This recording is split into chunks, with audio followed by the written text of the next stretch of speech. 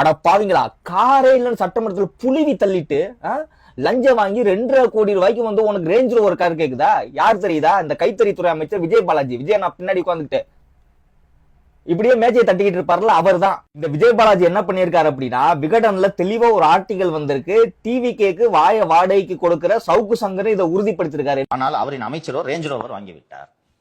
அடுத்த அமைச்சரவை மாற்றத்தில் நீ போய் மாட்டு கொட்டாயில உட்காருன்னு அந்த விஜய் பாலாஜி உட்கார வச்சணும். பக்கத்துல போய் சாணி அள்ளிட்டு இங்க வராத.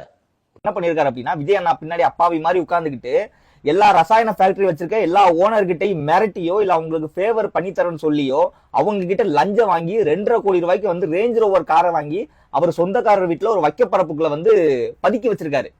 இது வந்து இன்னைக்கு எல்லா பத்திரிகைகளையும் வந்து வர ஆரம்பிச்சிருக்கு, சோசியல் மீடியால வந்து பேச ஆரம்பிச்சிட்டாங்க.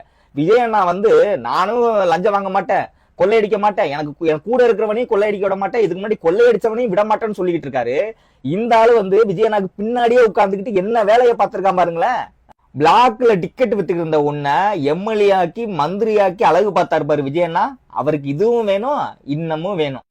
100 ரூபா எதுக்கு? ஆட்டோக்கு. சாரி, நான் சொந்தமா கார் வாங்கிட்டேன். Brother in law